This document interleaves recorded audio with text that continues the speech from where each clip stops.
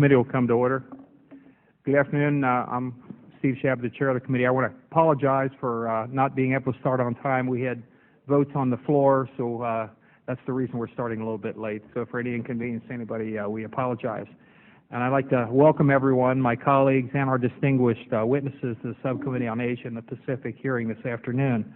Mr. Falima Vega, our ranking member, unfortunately cannot be with us today, but we are pleased to have Representative Tulsi Gabbard from Hawaii, and she'll be able to take the position as ranking member here this afternoon. We're also joined by Ms. Meng, or will be this afternoon, and I would ask unanimous consent that she be permitted to sit in with the subcommittee and be recognized to speak after all members of the subcommittee have been recognized, and without objection, so ordered. The Bangladesh story has been an impressive one, and it's a nation that has worked hard to lift itself from the war-torn ruins left behind by its bloody 1971 War of Independence from Pakistan. Over the last 20 years, there's been marked progress, especially on the economic front, as Bangladesh has grown into a crucial link between the dominant economies within the Indo-Pacific Economic Corridor. Strategically located between Asia's two powerhouses, India and China, and prominently situated within the Arc of Islam that extends from the Middle East into Southeast Asia, Bangladesh plays a key role in maintaining regional stability. As a moderate, secular nation, Bangladesh has become an important security partner for the United States in the fight against terrorism and Islamic extremism in South Asia, as well as a collaborator on humanitarian assistance, peacekeeping operations, and maritime security. While there have been some noteworthy economic and social improvements, particularly over the past decade, Bangladesh is still a very poor country with an estimated 153 million people who live in poverty. And sadly, conditions for many working Bangladeshis remain dangerous and unhealthy. 6 months after the tragedy at Rana Plaza, in which 1,127 Bangladeshi workers were killed, changes have been slow to materialize. Corruption also remains a significant obstacle to Bangladesh's place in the world economy, and the government's sluggish efforts to combat it will only serve as a further impediment to its economic growth. As Bangladesh approaches its national elections, which are likely to take place in early January, the country is in a state of political turmoil. In Bangladesh, politics, as usual, I'm afraid, takes on a much harsher meaning than it does in many societies. As the major political parties ramp up their campaigns, operatives utilize strikes, riots, and blockades to destabilize the country and call attention to their grievances. When I visited Bangladesh about 2 weeks ago, we arrived at the onset of a 3-day general strike, essentially shutting down commerce called by the opposition Bangladesh National Party, BNP. During our stay, there were numerous reports of violence. While in Dhaka, I had the opportunity to meet with both the Prime Minister, Sheikh Hasina, of the Awami League, and the opposition leader, former Prime Minister Khalida Zia of BNP. During those meetings, I expressed my view that the national elections should be free and fair, transparent, and without violence. Both leaders were adamant in their positions. Sheikh Hasina insisted that provisions were in place to conduct a fair election. Madam Zia maintained that a fair election could not be held without a caretaker government in place to ensure transparency. As of today, the two sides remain at odds, and it is still uncertain whether or not the opposition BNP will boycott the election. In meetings with the leaders, I stressed the need to curtail the growing violence, which can only bring about further instability, possibly leading to the expansion of extremist groups and creating a vacuum that could create broader security risks for the region. I also expressed my concerns about Bangladesh's International Crimes Tribunal, which was created by Sheikh Hasina in 2010 to investigate alleged crimes committed during the 1971 War for Independence, so about 42 years ago. Opposition leaders view the tribunal as a vehicle for the incumbent leadership to punish its enemies and strengthen its hand in the lead up to the elections.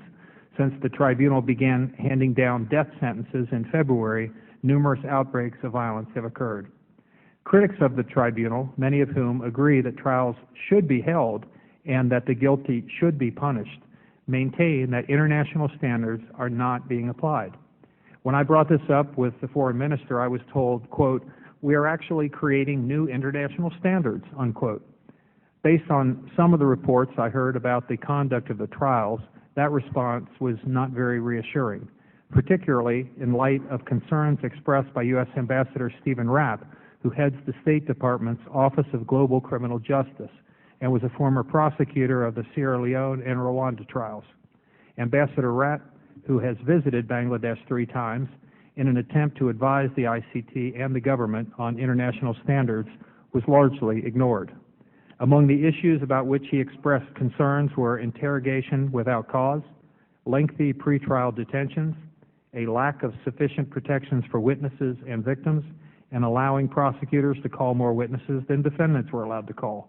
Hopefully, we can have some discussion about the court this afternoon, among many other issues that we'll be discussing. So in a nutshell, I would say that Bangladesh has much going for it and much standing in the way of its continuing progress.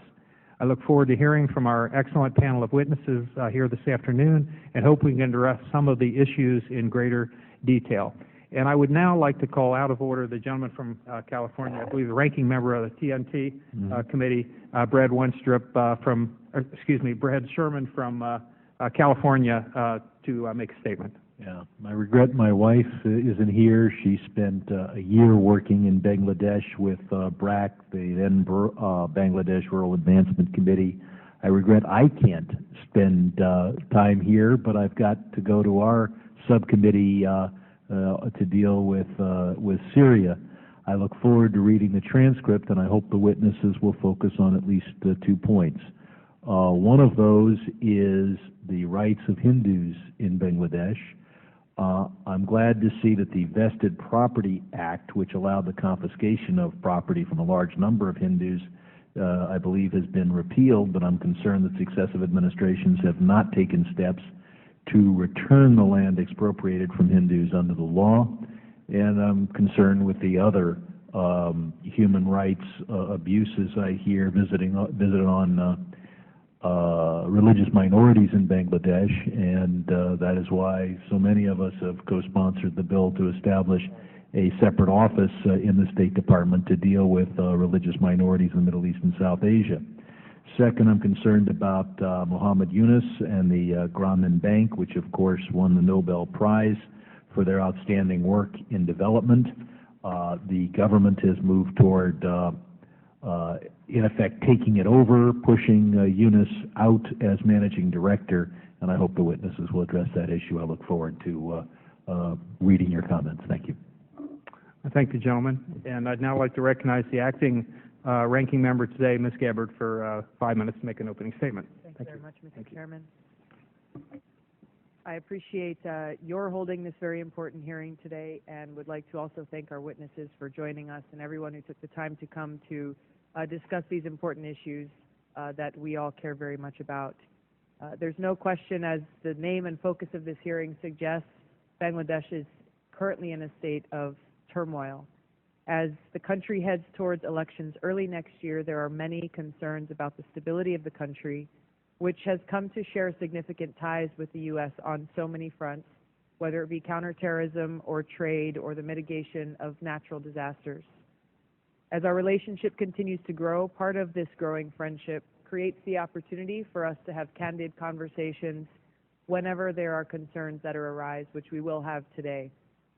I'm particularly concerned over issues, as Mr. Sherman mentioned, regarding religious freedom and specifically over attacks on the minority Hindu community remaining in Bangladesh today. I think it's unfortunate that sometimes perpetrators of crimes against this community go unpunished, and it's up to the government of Bangladesh to act authoritatively against those who incite and commit violence against anyone and protect the rights of all minorities. I look forward to this subcommittee under the leadership of our chairman, as well as another subcommittee for the Foreign Affairs Committee as a whole in taking up this issue in particular. Additionally, the languishing labor situation in this country is troublesome. Since the Rana Plaza tragedy in April, where over 1,100 garment workers were killed and over 2,500 injured, There was a renewed focus on the labor sector by the government and the private sector. Both do carry a responsibility to ensure that worker rights and safety standards are being met in that country. Changes seem to be slow in coming. On November 18th, the Wall Street Journal reported that Walmart found still more than 15% of the factories in its initial round of safety inspections in Bangladesh failed safety audits. The U.S. continues to be concerned about the political deadlock between the two major political parties, in particular around the upcoming elections and the increase in violence that this deadlock creates. Our Assistant Secretary for South and Central Asia, Nisha Biswal, just returned from Bangladesh and reiterated the U.S.'s position that the opposing parties must come to an agreement over the elections to ensure that there is a prevention of any further violence. We hope that both parties engage directly in a constructive dialogue in order to create this environment for free, fair, and credible elections to occur. I think that this will be a critical measure as we look at the U.S.-Bangladesh relations moving forward. There are areas where Bangladesh has seen improvement. The economy has grown 6% per year over the last 2 decades despite a range of challenges. The poverty rate has dropped from 40% to 31.5% over just the last 5 years, lifting millions out of poverty. And it's important for us to take note of these metrics and to see how we can continue to grow in this area. I think Bangladesh's long-term prospects are strong, primarily because of the strength of its human capital. The population is young, hardworking, and the people as a whole are resilient. Overcoming these areas of concern to expand growth is key to ensuring the success of Bangladesh. I look forward to our discussion today to see how we can continue to engage, to address some of the human rights concerns, the concerns around religious freedoms and persecution, and make sure that all people are protected as this great country grows both economically and past political instability. Thank you again, Mr. Chairman. I yield back. Thank you very much, Madam Chair. I'd like to now introduce our distinguished panel here this afternoon, and I'll begin with Dr. Ali Riaz, who is a public policy scholar at the Woodrow Wilson Center here in Washington. He is currently on a sabbatical leave from Illinois State University, where he is the chair of the Department of Politics and Government. Previously, Dr. Riaz taught at the University of Bangladesh, England, and the University of South Carolina. He has additionally worked as a broadcast journalist for the BBC World Service in London and has a long list of publications focused on South Asia politics. We welcome you here this afternoon, Doctor. I'd also like to introduce Major General Munir-uz-Zaman, who is currently the president of the Bangladesh Institute of Peace and Security Studies, as well as the current chairman of the Global Military Advisory Council on Climate Change. He is a former career military officer who served 37 years active duty and had the distinction of serving as the military secretary to the President of Bangladesh. And General Munir is a graduate of the Malaysian Armed Forces Staff College, National Defense College, National University of Bangladesh, and the United States Naval War College. He led the Bangladesh country contingent to the UN Transitional Authority in Cambodia and led the past election UN mission in Cambodia to monitor the political and security situation in that country. He sits on the board of governors of Council for Asian Transnational Threat Research and is a frequent speaker on international security and policy issues. We thank you, General, for being here this afternoon. And our final witness will be John Sifton, who is the Asia Advocacy Director at Human Rights Watch, where he works primarily on South and Southeast Asia. He previously served as the director of One World Research, a public interest research and investigation firm. Prior to that, he spent 6 years as a researcher in the Asia Division at Human Rights Watch. Mr. Sifton also worked for the International Rescue Committee on Afghanistan and Pakistan issues and at a refugee advocacy organization in Albania and Kosovo. He holds a law degree from New York University and a bachelor's degree from St. John's College in Annapolis, so we welcome you here as well, Mr. Sifton. This afternoon, we'll be going by what we call the 5-minute rule. Each of you will have 5 minutes. A yellow light will come on when you have 1 minute left. If you could try to wrap up by the time the red light comes on, we'll give you a little leeway, but we'd ask that you wrap up as close as possible once the red light comes on. And we'll hold the same rules here. Mr. Chairman. Yeah. Mr. Chairman, I want to thank you for holding this hearing. Unfortunately, I have another commitment. I'd ask unanimous consent that my opening statement be entered into the record. Without objection, and if you would like to make a brief opening statement, I would allow it. I'm glad we're holding this hearing. I think Bangladesh is a very important nation, obviously, in Southeast Asia, and with a lot of challenges, but also an enormous promise. And so I applaud you and the ranking member for exploring those issues and hopefully working through our bilateral relationship to a more fruitful end. Thank you very much. Appreciate it. Okay, Dr. Riaz, you're recognized for 5 minutes. If you each would hit the button when you're testifying, then the mic will start operating. Thank you. Thank you, Chairman Shabbat, the members of the committee. Thank you for inviting me to discuss the political situation in Bangladesh. I have submitted a written testimony. Please accept that one as my statement, and I will summarize some of the points that I have mentioned in my written statement. As we all know, Bangladeshi politics is once again at the crossroads. In recent months, the situation has taken a violent turn as the opposition organized several general strikes which led to death and destruction and has threatened more in the coming days. The human cost of the violence is rising rapidly. The government, on the other hand, has used excessive force to quell the opposition and resorted to the persecution of the opposition leaders. The immediate reason for the current political impasse can be traced back to the 15th Amendment of the Constitution, which removed the caretaker government, which ensured 3 fair elections since 1996. The point of contention is whether the election time government should be comprised political leaders or non-partisan individuals. The opposition alliance, led by the BNP, insists that the government, manned by politicians, will influence the election results in favor of the incumbent. The fundamental reasons for the introduction of the caretaker government in 1996 were the absence of trust among the political parties and of strong institutions that can be trusted to hold an acceptable election. While current incumbent and the opposition parties have been in power since 1991, neither has tried to create necessary institutions, nor has the climate of mistrust changed. Public opinion polls since the removal of the system show an overwhelming support for a neutral caretaker government during the elections.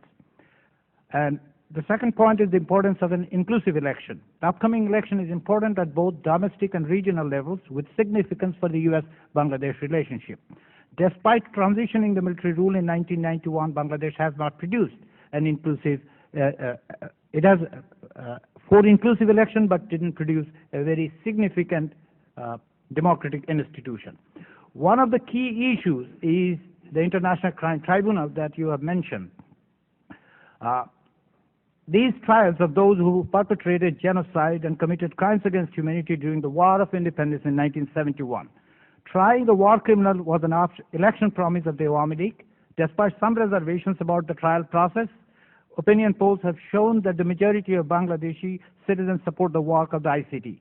Whether it plays a role in the upcoming election or not, in my opinion, the trial of those who committed crimes against humanity in 1971 should continue. This was long overdue. Without dealing with the painful past and delivering justice, the nation won't be able to move forward. What are the future trajectories? We see 3 options at this point, 3 possible scenarios. One is a routine election participated by all parties. However, given the uncompromising positions of the ruling and the opposition parties, it is an unlikely scenario at this moment. Accommodation of some of the demands of the opposition, perhaps a cabinet not headed by the incumbent PM, is the way out within the current constitutional proviso. Opposition should be ready to make compromises. Number 2, an election boycotted by the opposition. This scenario is close to what happened in February 1996, when the BNP unilaterally arranged a sham election. Despite apparent similarities between 1996 and 2013, the situation on the ground is different this time around. Few allies of the ruling party will join the election. The legitimacy of such an election is an open question. Such elections do not produce a durable parliament nor bring political stability. Third option is the deferral of the election. It can be done within the purview of the current constitution or through extra constitutional steps to be ratified post facto the parliament. One of the articles of the Bangladesh constitution stipulates that election will be held within 90 days after the dissolution of the parliament. Therefore, if parliament is dissolved, the window of time can be used to formulate a solution through mediation between the political parties. Since caretaker government issue was never placed before the public for approval, one way out could be a referendum on the issue during the extended period. A general election can follow based on the election results of the referendum. This will give all parties a sense of victory. Finally, the role of the international community. The United States and the international community can take the following steps that I would recommend. Number one, instead of focusing on elections every 5 years as tension escalates, the United States should emphasize on the quality of democracy. Concrete action steps should be laid out to be followed by the political parties. For adherence to each step, the country should be rewarded with benefits that help the entire population or the most productive sectors of the country. For example, restoring the GSP, easing the tariff barriers for the productive sectors, especially ready-made garments. Number two, building an institution for sustainable and quality democracy, such as strong election commission, should be the key focus of the international community, and commitment for long-term engagements is necessary. Number three, the United States should make clear statements in regard to the post-election tolerance, including safeguarding the weaker section of the society, particularly religious minorities, and the results of those fallout. Number four, encourage all parties to agree on containing religious extremism. Number five, the international community should neither franchise its responsibilities to regional powers, nor should the regional powers be excluded from this international effort. In particular, India's valid security concerns must be addressed. Institutional structures should be created to ensure that domestic political environment in Bangladesh does not threaten its neighbor or the regional security. The present political crisis in Bangladesh can be turned into an opportunity to build a stable, democratic, prosperous country. Economic and social achievements of recent decades show that citizens are capable of taking steps in the right direction. It is time for Bangladeshi political leaders to take the right decisions, that is, to hold an inclusive election, agree on post-election tolerant behavior, rein in extremism, commit to address the issue of war crimes judiciously, and commit to regional peace. And it is time for the international community to help them in this regard. Thank you for this opportunity to testify. I will be happy to answer any questions you may have. Thank you very much. General, you're recognized for 5 minutes. Mr. Chairman and honorable member, thank you again for inviting us to testify before this committee. What I would like to start by saying that I shall cover some of the salient points of the written testimony that I've given and address the main issues of the questions that were posed to me. It is pertinent to say that a combination of multiple forces of political violence, weak governance, corruption, poverty, and rising Islamic militancy is very rapidly hurting the very core of the Bangladeshi state and turning it into a fragile state. The lack of political trust between the two political parties, and particularly between the two leaders of the parties, has made the democratic process in the country dysfunctional. The current state of political impasse comes with a very resolution that was passed and the amendment that was passed in the Parliament of the 15th Amendment, which people perceive was done by the government with ulterior motives.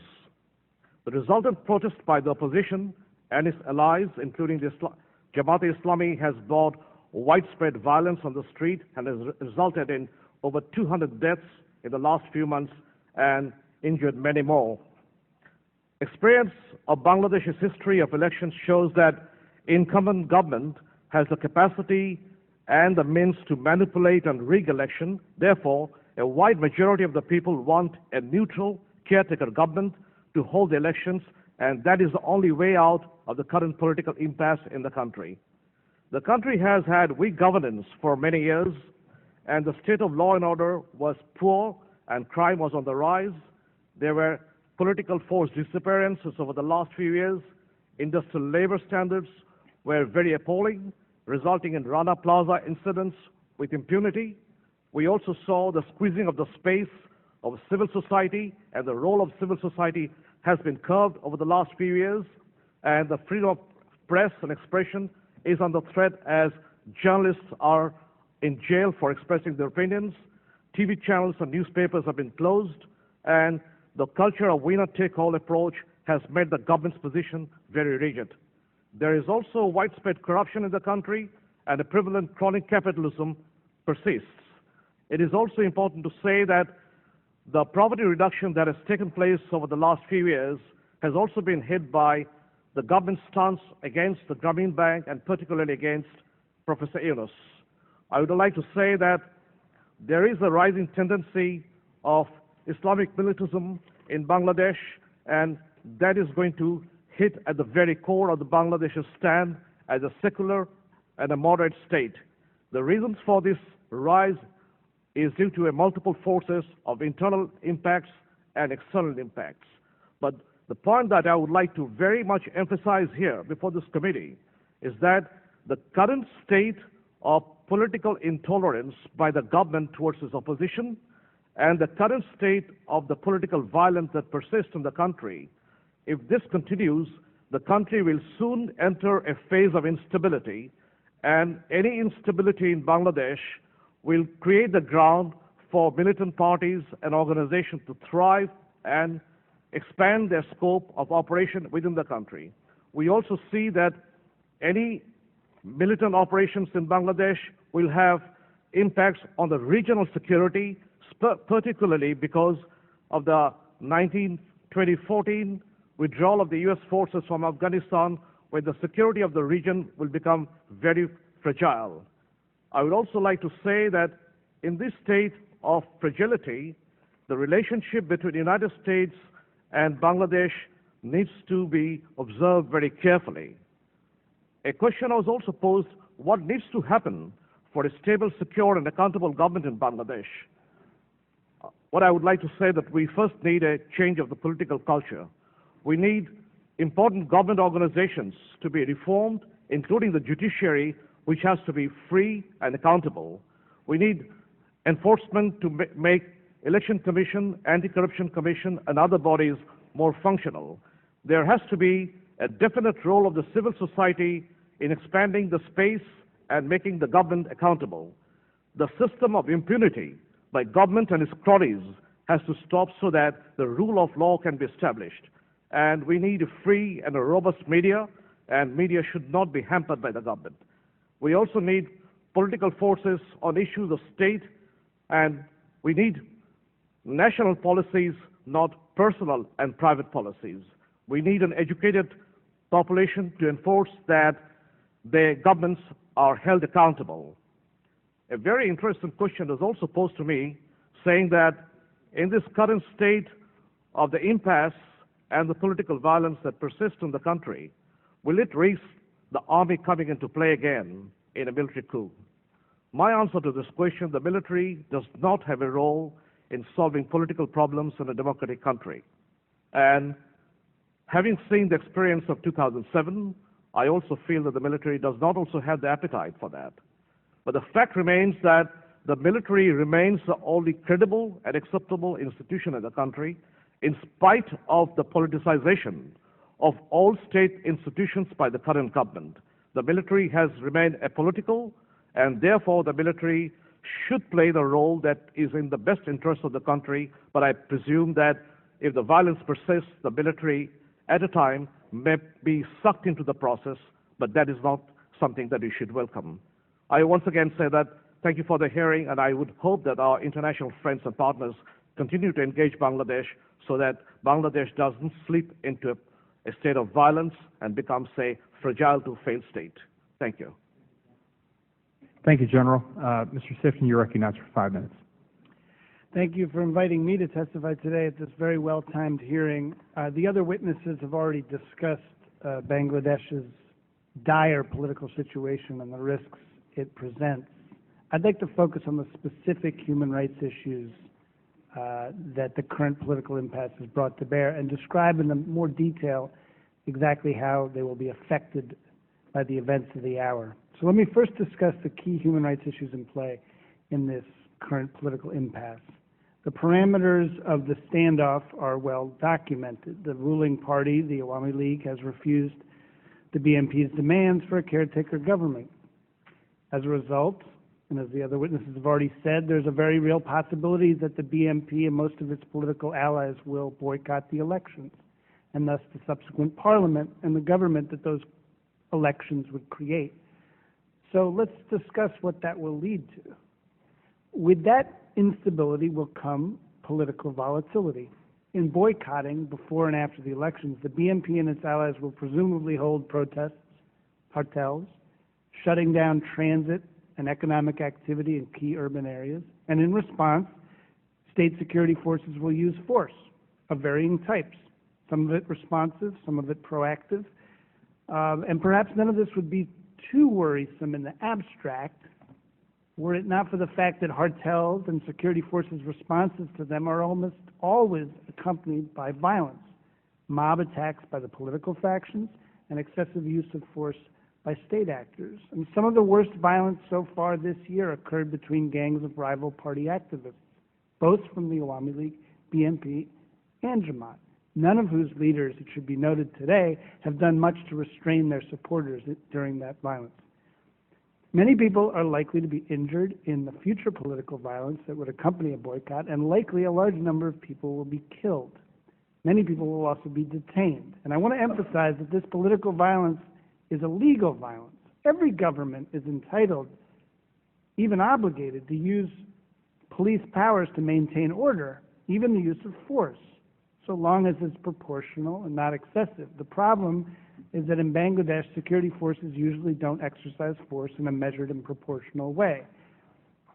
Human Rights Watch has documented Bangladeshi security forces using excessive force in responding to street protests for years, but including major violence this year.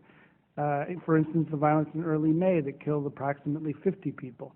By our estimates, security forces have killed almost 150 people and injured at least 2,000 since February of this year. And while large numbers of protesters have been arrested, the Bangladeshi authorities haven't held anybody accountable among the security forces for excessive force. So this political instability is going to make matters worse. And if the best predictor of future behavior is past behavior, we have very serious causes for concern. But the violence is not the only concern. Heightened political volatility in coming weeks and months is going to lead to other kinds of abuses of civil and political rights. Crackdowns on freedom of speech, harassment of journalists' activities, civil society groups. This is already underway. The committee is aware, of course, that a key human rights group in Bangladesh, Odekar, had several members jailed this year. One remains in custody. The harassment of Odekar continues. I went to Odekar's offices last week in Dhaka during a passing visit to Bangladesh, and there were two men on each corner of the street who, from looks and manner, I took to be plainclothes police officers. Their overt surveillance was frankly pathetic and thuggish. If nothing else comes of this hearing, we can at least call on Bangladesh's government to end this shameful harassment of civil society groups. The committee is also aware that overbroad and vague laws, such as the Information Communication Technology Act, are being used to target groups simply for acts of free speech.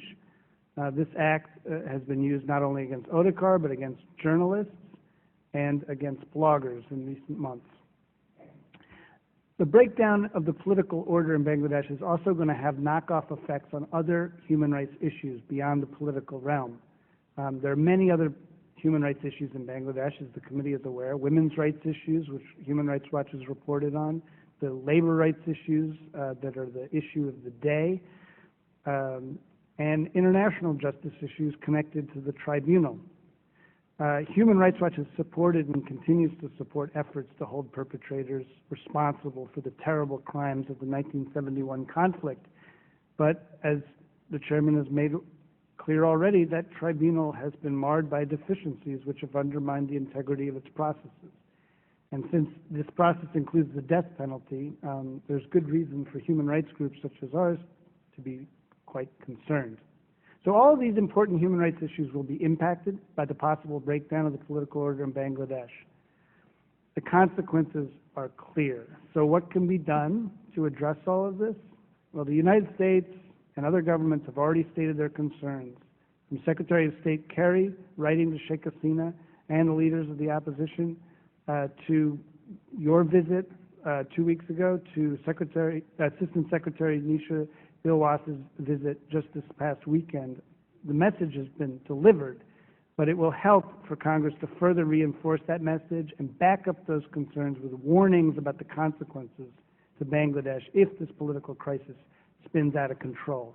Everything Bangladesh wants and needs today, tariff reductions, goodwill in Europe to maintain low tariffs there, continued use of Bangladesh military forces for UN peacekeeping, which is a key source of revenue to the military, involvement in regional security and strategic frameworks. All of this will be put at risk if Bangladesh suffers a political implosion.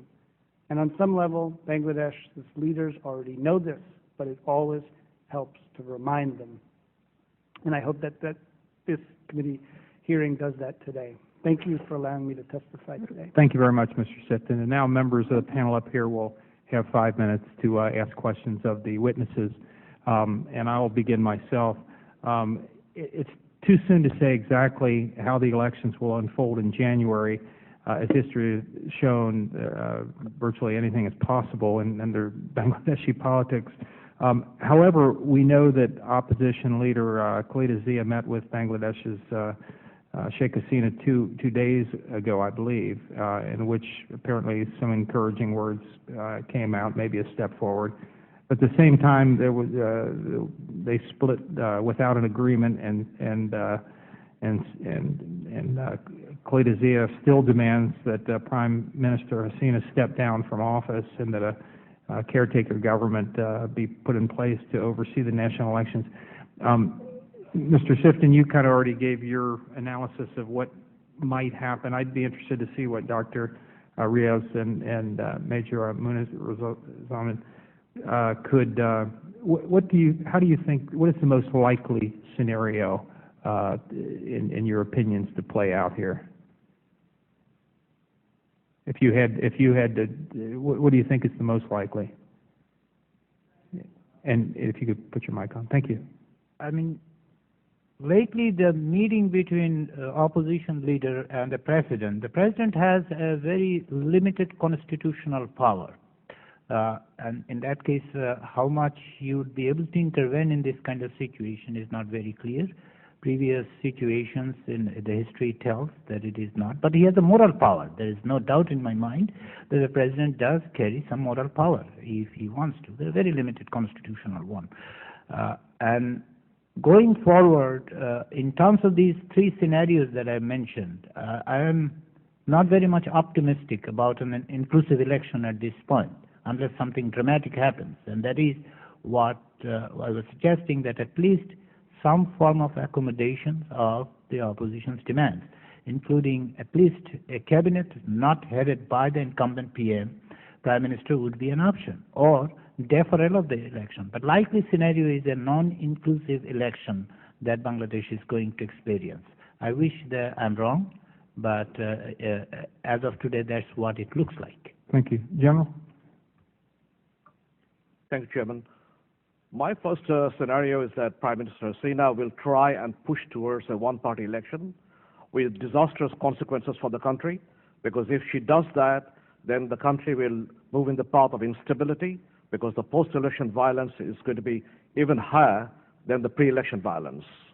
The second option that I see is that if she finds it absolutely difficult to push towards a one-party election, which is her first desire, then she will probably ask the President to declare a state of emergency by which she can stall the elections, buy more time for herself, and perhaps think then she can bid up on the opposition and civil society to soften the stand, and then come back to elections maybe after a year or a year and a half. Mm-hmm. The third option that I see is that the level of violence goes so high that the military reluctantly is sucked into the process to restore some bit of stability in the country and provide security to its citizens. But that is the third option that I see. But in total, the current government's stand in trying to solve the problem doesn't seem to be apparent, because Prime Minister in the last couple of days in forming the so-called interim government has shown that she does not really care about what sort of accommodation is needed to solve the problem. Thank you. Thank you. Mr. Sifton, let me ask you, having heard the 2 comments there, what do you think the U.S. and the world's response ought to be, either in advance of the election or afterwards, depending on which option occurs? Well, in the coming weeks and months, just because the leadership of the Awami League so far has not heeded the warnings that so many people have given, doesn't mean the message shouldn't continue to be delivered. I think at some point, Sheikh Hasina will have to come to terms with the reality that if she forces through a one-party government, that it will only lead to unended, open-ended protests, which will put at stake everything that Bangladesh wants and needs right now. She may not realize it today, but she eventually will have to realize it. The question is, will it be too late by the time she realizes it? So, in any case, I think the message just needs to be brought again and again and again. She does not have within her own cabinet and government enough people telling her what to do. Okay. Thank you. My time's expired. The gentlelady from California is recognized for 5 minutes. That's Hawaii. I apologize. We're out west. Yeah, somewhere out there. Thank you, Mr. Chairman. Kind of the general thread that has been common through each of your testimonies has been your pessimism at a fair election and an open election, as well as your agreement that if this does not occur, that the post-election violence is likely to occur. I'm wondering if you can tell me a little bit about that post-election violence. Who is the target? Based on the scenarios that you're talking about, what constituencies are targeted in that scenario? The violence that is anticipated, mostly the post-election violence, if you look back in 2001 and previous elections, and largely the first is the religious minorities and ethnic minorities. They become a target of all these attacks that we have seen previously. And in case of an election, if it is a non-inclusive election or unilateral election, however we identify it, definitely it would be the opposition activists, political activists who would become target. But even before we reach to that kind of a situation, post-election situation, the election itself will be very violent if this is a non-inclusive election, because the opposition will tend to not only call for boycott, they might try to resist, and hence the violation and violence would spread. And I'm afraid that this violence might not stay within the boundaries of Bangladesh border. That is the most worrying part. And given the history of Bangladesh of Islamist militancy, a left-wing radicalism present, all these things are a recipe for disaster. At this point, those are the ones that need to be taken into account as well.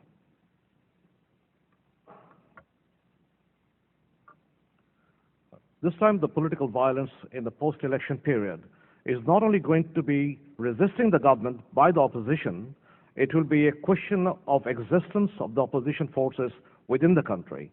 There has been statements given out by members of the current government that this is the last election between what they call pro-forces and anti-forces. So it is not going to be a political process of protest, but it is going to be a fight for existence of forces which are not included within the government. I also see that the level of protest can go so violent that there'll be widespread loss of life and property within the country. And this has ramifications of spillover beyond the borders of Bangladesh.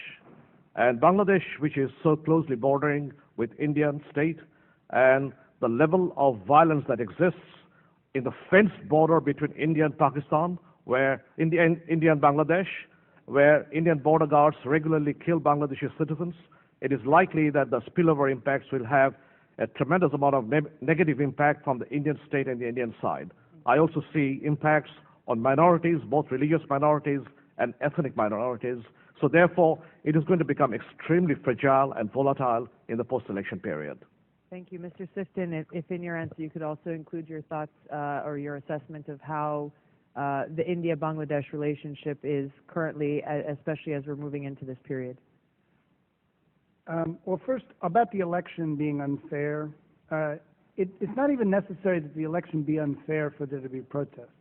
Suffice it to say, if the election is run by a government which is not bipartisan, multipartisan, it will be perceived to have been unfair, and that's all that really counts. There will be protests, even if the election was run fully and fairly and freely. So it's really about the perceptions. Second, about the violence that would occur, who would be targeted. I think it's important to understand that a lot of the violence during hotels is not directed. Innocent people can be caught up in it. During hotels, many victims are ordinary civilians who are just going about their business trying to get around from point A to point B. It depends on what time of day it is. There are a lot of factors there, but it really is important to understand that it's not necessarily violence directed at particular forces, but rather widespread chaos where loss of life will be high. It's also important to recognize that it's not just political forces who get targeted. The security forces themselves get targeted, and although they have a long track record of abuse, they also are killed in this violence. Ordinary police officers are killed. As far as the India-Bangladesh relationship goes, it's a very complex one, and I think it's there are a lot of misperceptions about what India wants. It's very difficult to know exactly what India wants, but the important thing is for India to play a constructive role here and not back a winner or decide things like that, but to insist that a process be run that mitigates and lessens the likelihood of widespread chaos and violence. That's the most important thing here. Not to pick a winner, but to mitigate and lessen the likelihood of massive violence and human rights abuse. Thank you. Thank you very much. Gentleman's time has expired. The gentleman from Georgia, Mr. Collins, is recognized for 5 minutes. Thank you, Mr. Chairman. I appreciate it. It's moving in and out of meetings today, as you well know. A couple of questions for any of you to answer, and preferably all. Bangladesh has had a growing extremist movement pushing toward Islamic policies to be implemented in that process. How likely is it that we would see civil strife between secular and religious groups to the extent that we have seen in some Middle Eastern, Egypt, other places where this is a growing problem? In your opinion, is that a growing problem? If so, and it was just mentioned in your testimony just a second ago about religious minorities, I'd like to get your ideas, all three of you's ideas on that.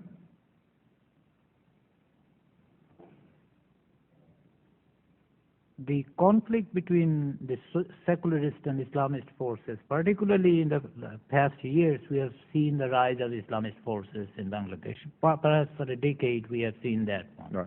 However, I would not say that it has reached to a point that there would be a conflict as we have seen in case of Middle East.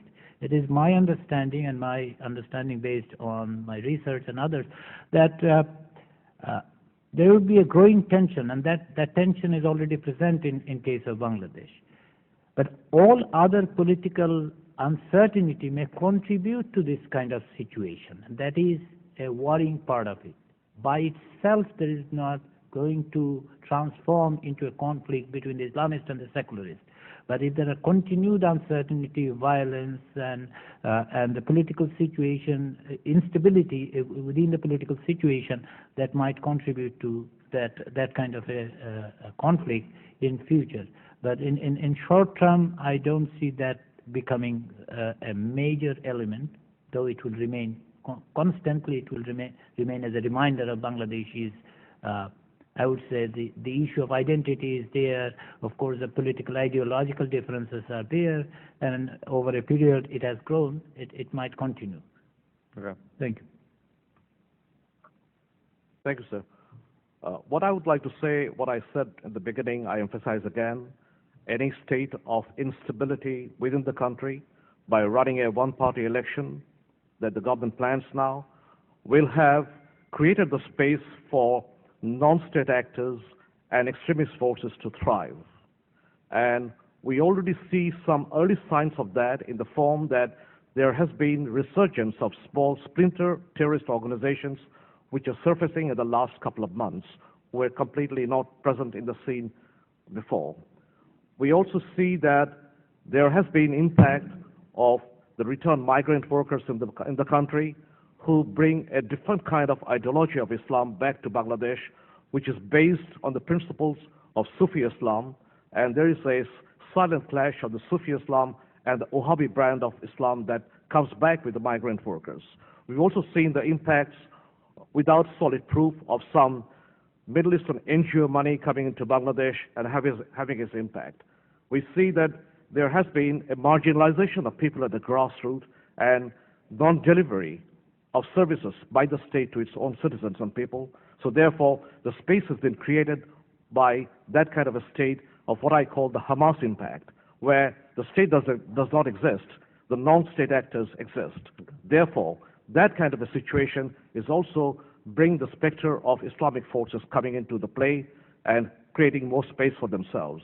But I don't really see the kind of play that we've seen in the Middle East or in the Arab Spring coming to Bangladesh anytime soon. But I see that there will be a resurgent forces of Islamic elements coming into the fore if the government persists with a one-party election and destabilizes the country.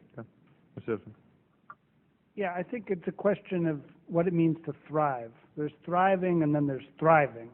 It would be a mistake to fear a situation in which established political forces are so weakened that they cease to exist and there's a vacuum which can only be filled by radical Islamist groups which suddenly come on the scene. That's not going to happen. The two established political entities, whatever happens, are going to remain on the scene for some time. What will happen, this thriving that the other witnesses are talking about, doesn't necessarily mean thriving politically, but the bigger fear is that there are radical groups which would ally themselves with the established political orders. The established political groups would ally themselves with radical groups in order to gain political strength. But could we also be, in your testimony, could you be giving more of a Western thought of what thriving politically is and what may be thriving, as they're mentioning, in the destabilization in an environment that is, I mean, we think of thriving is... They're not going to win elections. That's right. Well, but they don't have to.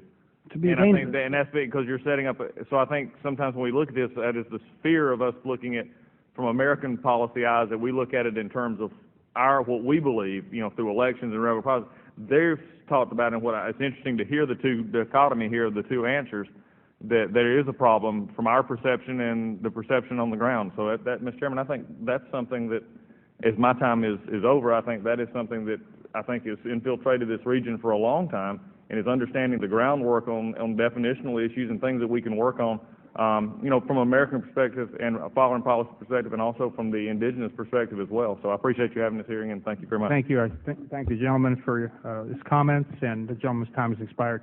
The gentlelady from New York, Ms. Meng, is recognized for 5 minutes. Thank you, Mr. Chairman. Thank you, Madam Ranking Member. As we all know, Bangladesh is an important partner for the United States, both as a strategic geographical ally and as a nation that yearns for the political and cultural tolerance, values that here in America we work tirelessly to promote abroad. My first question concerns accidents in manufacturing sites like Rana Plaza and Tezrin Garments, reflecting a system of workers' protection and labor standards that require improvement. Mr. Sifton has outlined the need for government institutionalized labor reform, like the formation of unions, in his written testimony. How can the United States facilitate the explicit writing and passage of such reform, and what are some other avenues through which we can incentivize real and quantitative labor reform?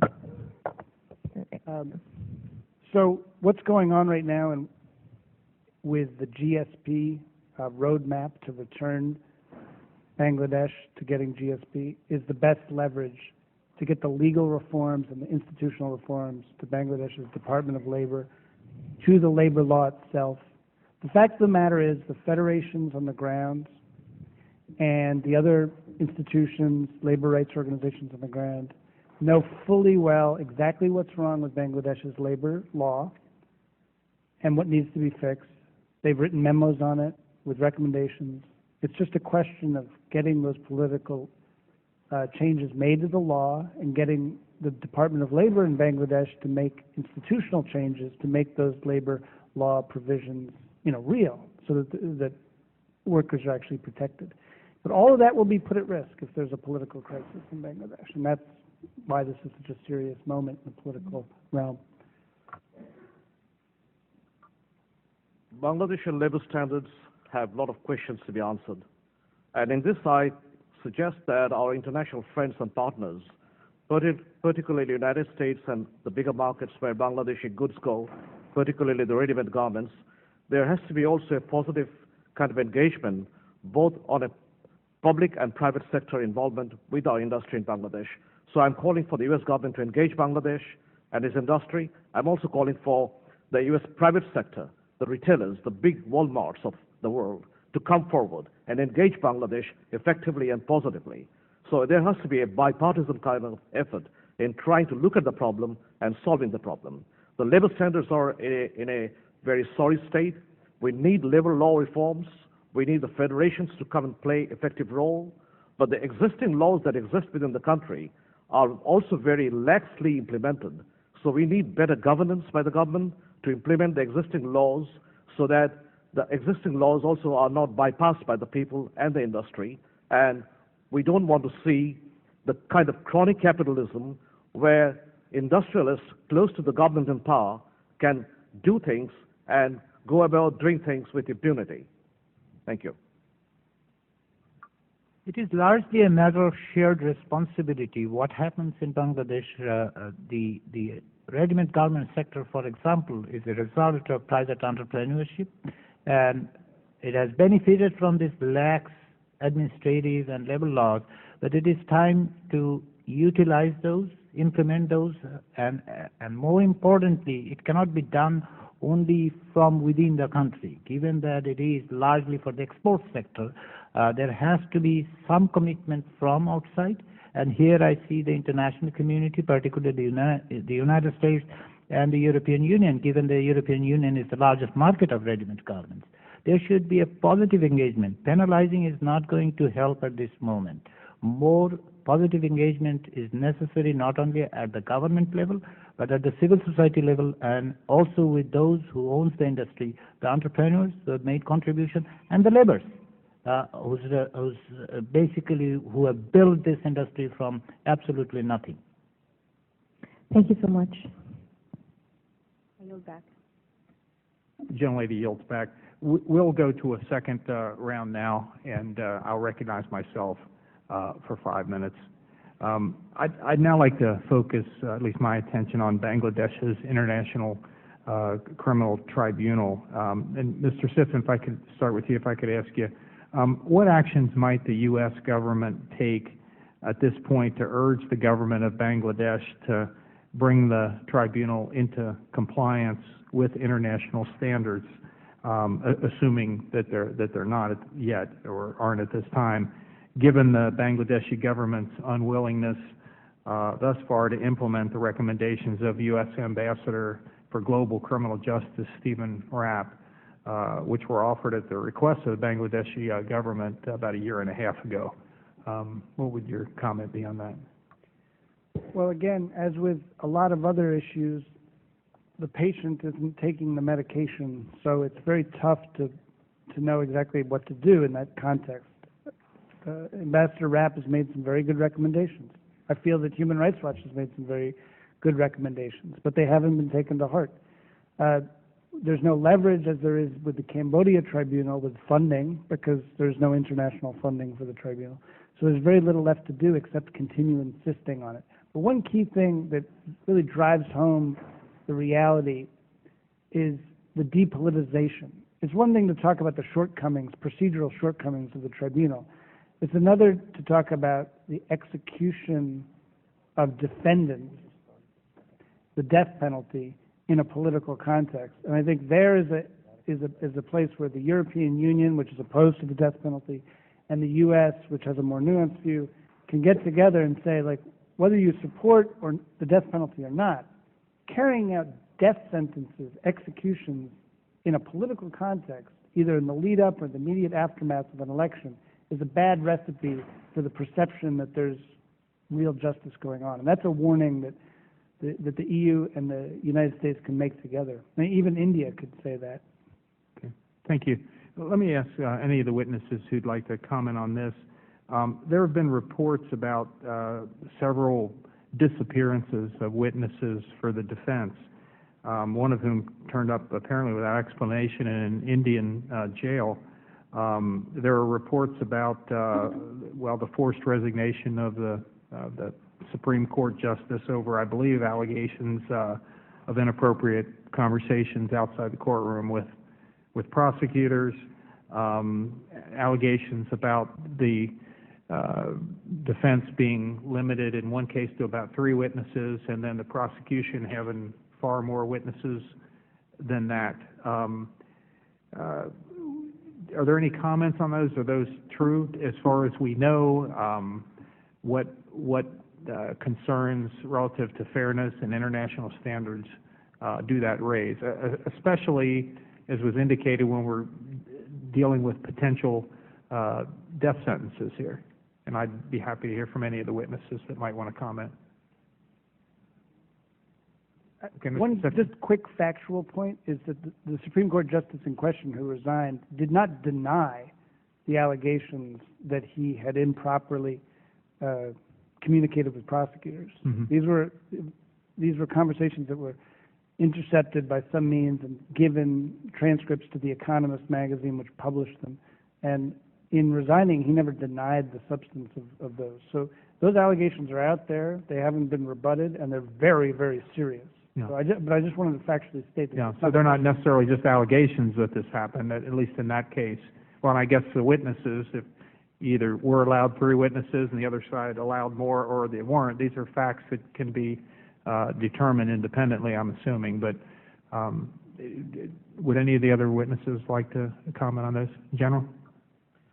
Although there is widespread acceptance of the trial in Bangladesh by the Bangladesh citizens, but many Bangladeshis are not comfortable with the kind of standards that we have maintained in the trial.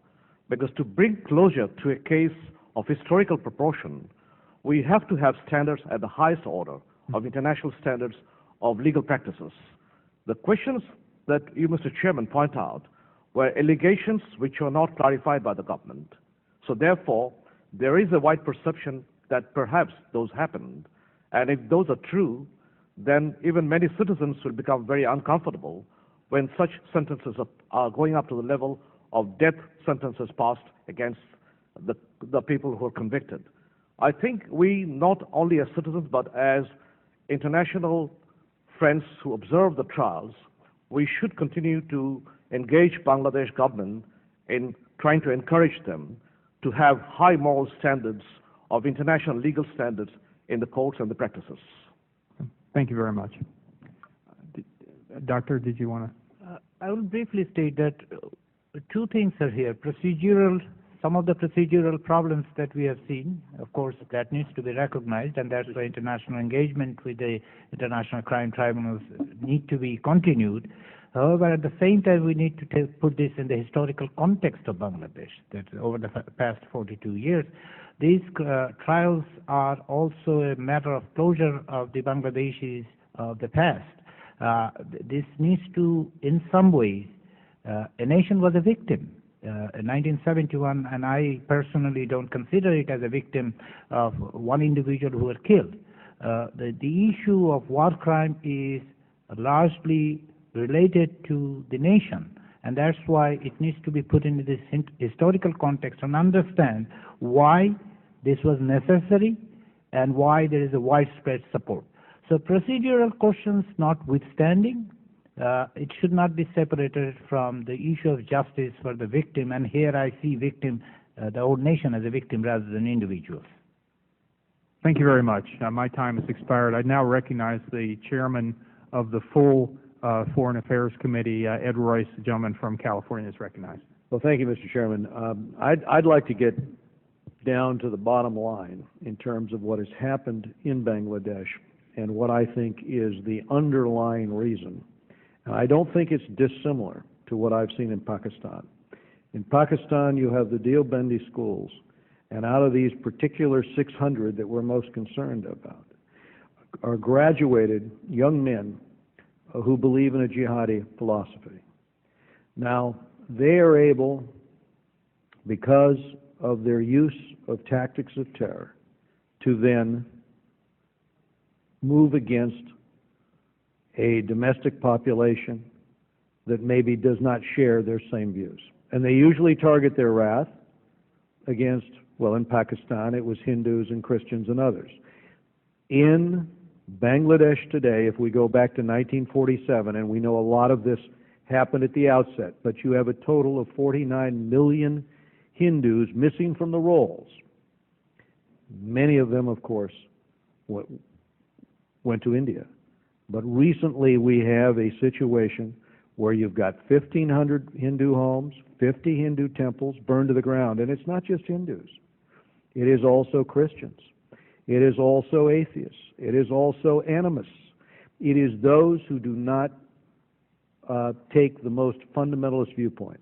Now, that's not most people in Bangladesh. It's a small percentage of the population, but it is that population that has been radicalized and has not been given an education, a wider, broader education. Indeed, the books that they study in are not even in the Bengal language. They're not even in the Bangladeshi tongue. They're studying something that they don't even understand. They don't know Arabic. So when they graduate, they don't know anything except what they've been brainwashed to believe, which is it's their mission to go out and try to force conversions. And they do that by oftentimes kidnapping girls or kidnapping women. They do that also by sowing terror. And we have a situation also where local police sometimes blame the Hindu population.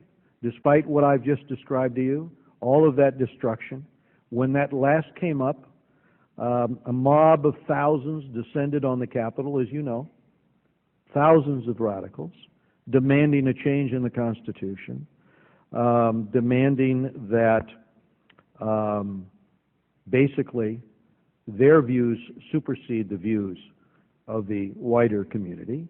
But some police said, well, you know, we have a situation where the Hindus created some of the violence because they originally interfered with the construction of a mosque.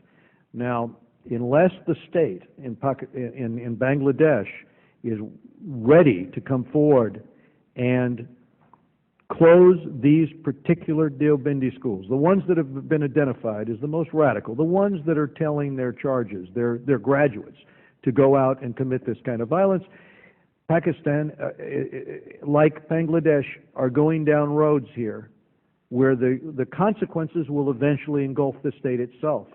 You can see what's happening over in Pakistan when you don't confront it. And many, many times we have raised this with officials inside Pakistan because we've seen the results. It's the same schools, right? It's the same movement. It's the same tactics. The results are going to be the same. You have a continued effective removal of people who do not adhere to the views of the radicals. So just a quick response, if you will. Do you think my judgment is correct here? Is this the wider, deeper problem?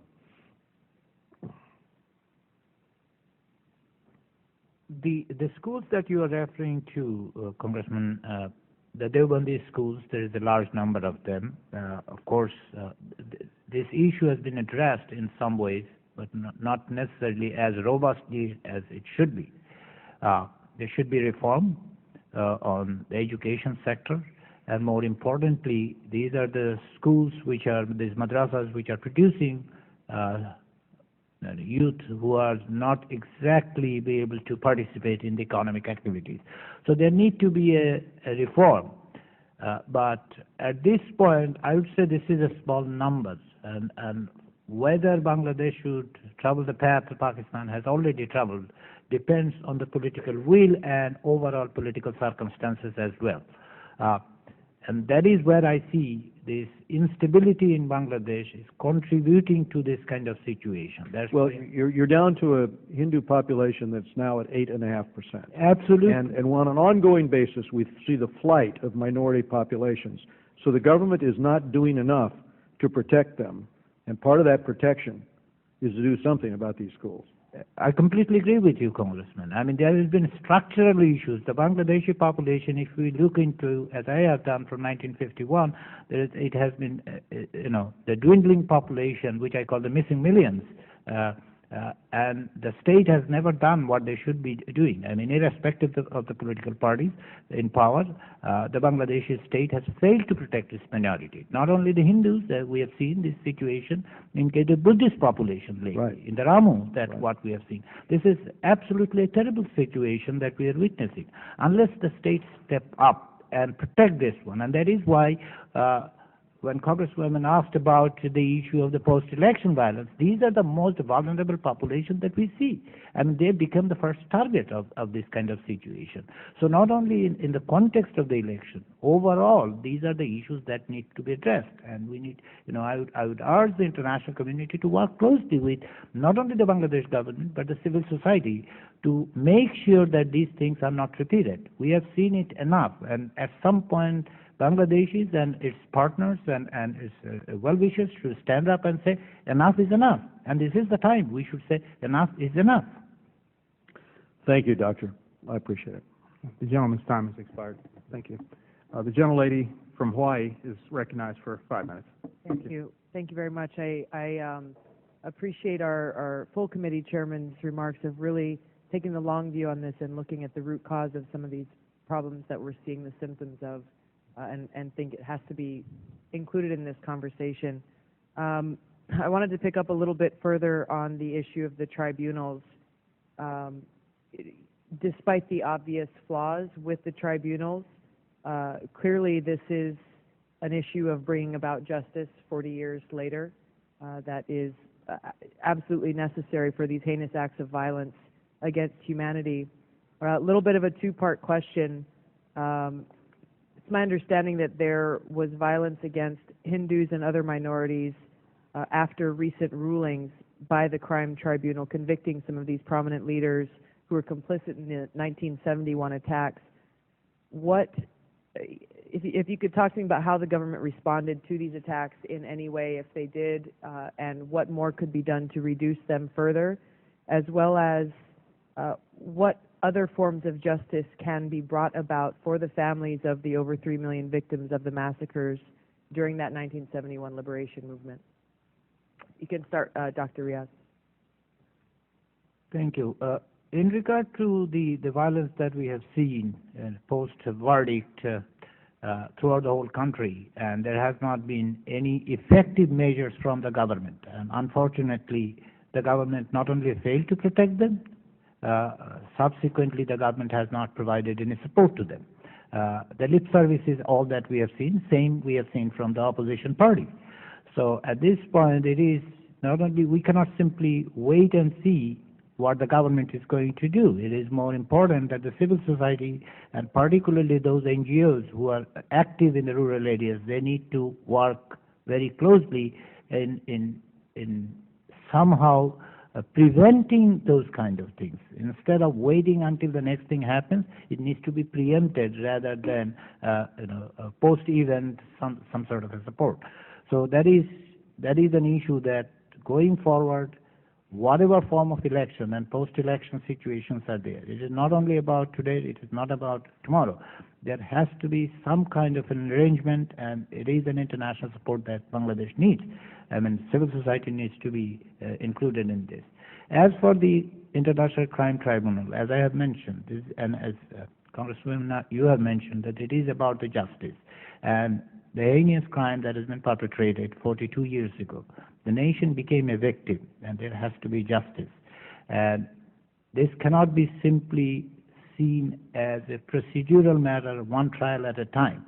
I think it is a matter of historical proportion, and that is why when we are talking about these 3 million people who have been killed, millions have suffered, all things need to be taken into account. And there needs to be a closure, and that is what this trial is all about. That's how I see it. That's my opinion. I have reservations about the trial process. Thank you. In the violence that took place against minorities, not only Hindus, but particularly also against Buddhists in the Ramu temple area, the government completely failed to protect minority rights and their property and their lives. But I would also like to mention here that minority casualties and violence did not only take place by Islamic elements in Bangladesh. It was a result of the very confrontational nature of politics between the two parties. So therefore, a lot of violence were perpetrated by both the parties. In some of the instances, there were press reports, evidence that the violence against the Hindus in the Pabna district recently was carried out by members close to the government's ruling party. And the press evidences came out where the Bangladesh Human Rights Commission had charged the government to say that the perpetrators must be brought to justice. So there is a kind of a proxy war that is going on between the two political elements and the two political coalitions and parties. And somehow the minorities happen to be in the middle and they become the victims. I would urge that the government of Bangladesh take a solid stand in protection of our minorities who are very much a part of Bangladesh. Yeah, I would only add to those excellent remarks by both witnesses that the issue really boils down to the politicization of the process. It's become politicized, and that's hurt it. It's hurt it as a vehicle for justice, as a vehicle for truth, as a vehicle for healing, everything. Because it's been politicized, that has been impacted. The fact that the government is allergic to any kind of criticism, whether it comes from Human Rights Watch or in publications by The Economist or by Stephen Rapp, it is in some cases an indicator of that. On the issue of violence against minorities, it is a serious problem, and I think Mr. Royce is right to bring it up. You're all right to focus on this. The government has an obligation to stop violence against minorities, whether it's committed by political parties or by more radical elements. The only thing I would observe, though, is that there is a distinction here between Pakistan. In Pakistan, you have a government security forces, parts of which are supporting radical elements within the government. Thankfully, we do not yet have any evidence of that sort of thing going on here, where the apparatus of the state security services is actually fomenting radical groups for their own proxy reasons. If that were to occur, then you would really have a very dangerous situation, but thankfully it has not yet. Thank you. The gentlelady's time has expired. I'd like to thank our panel this afternoon for their testimony. I think it was excellent. I want to particularly thank the General for flying all the way from Bangladesh to be present at this hearing. Members will have 5 days to supplement their remarks or submit questions. If there's no further business to come before the committee, we're adjourned. Thank you.